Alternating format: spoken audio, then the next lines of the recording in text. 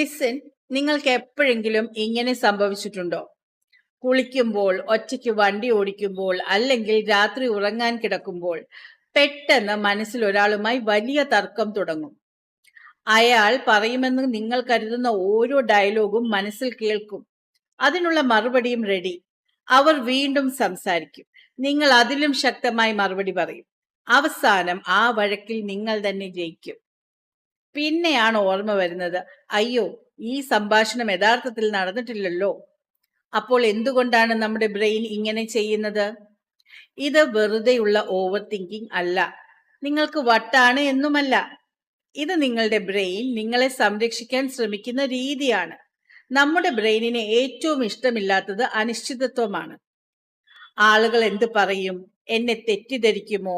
വിമർശിക്കുമോ? നിരസിക്കുമോ?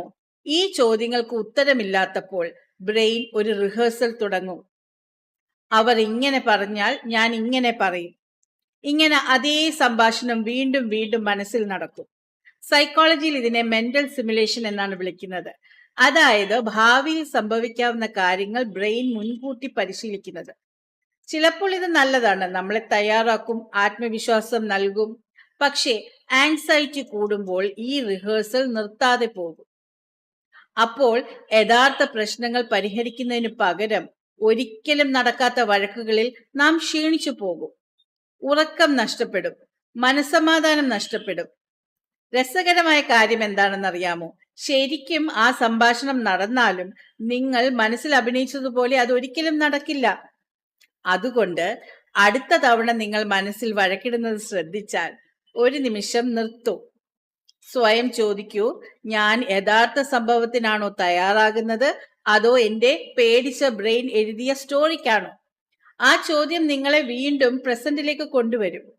ഇനി സത്യം പറയൂ, നിങ്ങളും എപ്പോഴെങ്കിലും മനസ്സിൽ ഒരു വഴക്ക് ജയിച്ചിട്ട് അയ്യോ ഇത് നടന്നിട്ടില്ലല്ലോ എന്ന് ചിരിച്ചിട്ടുണ്ടോ? കമന്റിൽ പറയൂ. ഇത്തരം ദിവസേന നടക്കുന്ന പെരുമാറ്റങ്ങൾക്ക് പിന്നിലെ മനഃശാസ്ത്രം അറിയാൻ ലൈക്ക് ചെയ്യൂ, ഷെയർ ചെയ്യൂ, ഫോളോ ചെയ്യൂ.